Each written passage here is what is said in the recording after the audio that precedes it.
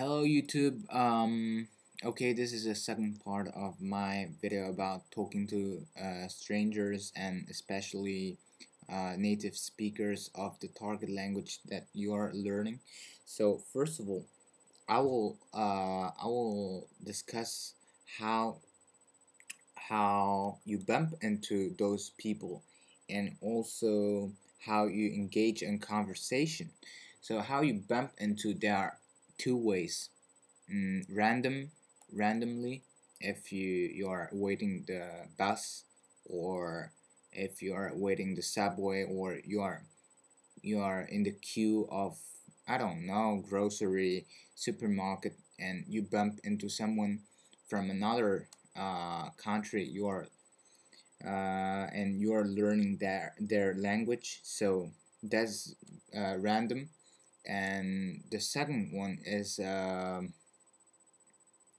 when you have the idea and you want to bump into those people, and you will make sure that you bump into those people. You go to touristic places, you go to restaurants, you go to their bookshops, and you go to libraries, and you go to embassy. There are so many places you could go to practice foreign languages. For example, I went to Japanese embassy and cultural embassy, and there is a library. I went into the library, and everything I said in Japanese. They don't know French and they don't know English, so you have to speak in Japanese, and you have this quite strange sensation. You are excited because you are not quite fluent, but you're gonna train. This is the first time you're gonna train it. Yeah, it was not my first time, but yeah, I'm used to talk to strangers. And I go there, and I began to speak in Japanese. And I said to the woman who was in charge of the library. I said, すみません、ちょっと質問があるが. And then she said, hi. And then I was with a friend, and I said, 私たちは日本の文化と日本の料理を大好きですから、今日本語を勉強しています。私たちは、日本語の勉強するためにの本を探しているんですが、I don't know if I made some mistakes, but I don't mind it because I'm training. I have to train it because I don't have much opportunities to practice Japanese. I'm in the center of Europe, so you know, when I bump into Japanese speaking situations, I will speak Japanese, 100% Japanese. I will never speak French or English. This is forbidden if you want to get better in Japanese. And then they said, "Oh, 来てみてください." And they said, and they are so friendly when you speak Japanese. It's amazing because communication is important. And then I went to the bookshop, a Japanese bookshop. It's just next to the Japanese school here in Belgium, and you'll find it quite interesting because customers are just Japanese customers. You don't have gaijin there. And I went with my Vietnamese friend, and I was not quite fluent in Japanese, and I was engaging the conversation by excuse me in the language, sumimasen.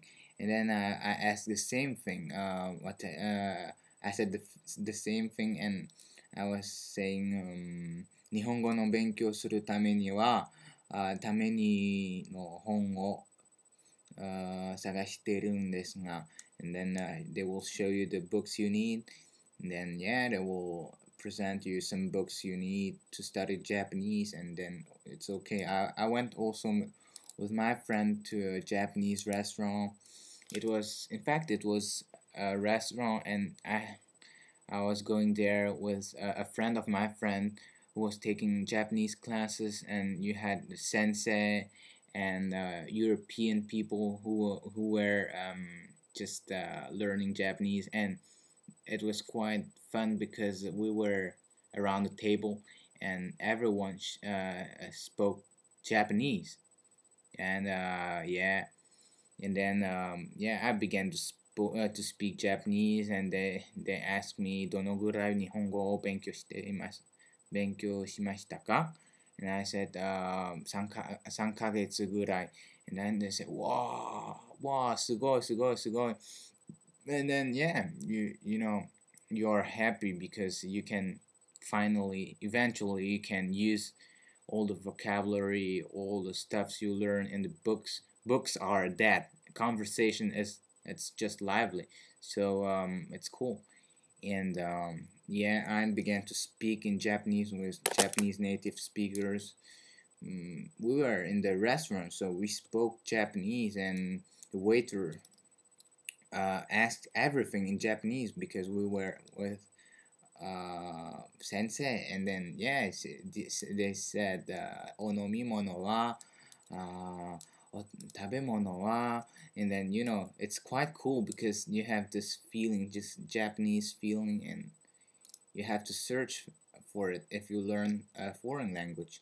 Now if you're learning rare languages like Cambodian, Armenian, Dari, whatnot, Tibetan, or those small languages, you'll not you'll barely find situations where you could train it. But if you study those big languages like Chinese, Russian,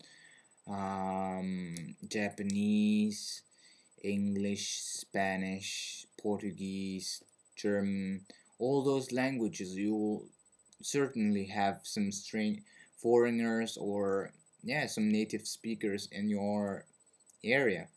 So basically, how do you engage the conversation? Directly speak in the language, and if you don't know which language they speak, you just ask, excuse me, where are you from? And they will tell you normally, if the people are kind, and they will tell you.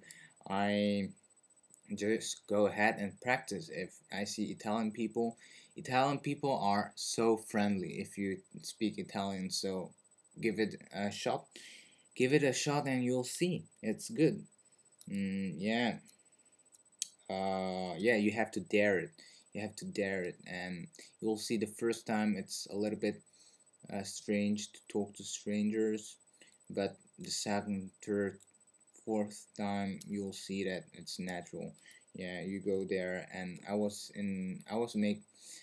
just in the hospital for my student job, and yeah, I bumped into people who spoke Teochew, Chinese dialect, and yeah, I began to speak. If it's my native language, but yeah, it's just cool to see people around there who speak Teochew, and then also Spanish. I saw a woman, and she was speaking French because it's a local language here, and it had quite an accent, Spanish accent or Italian accent.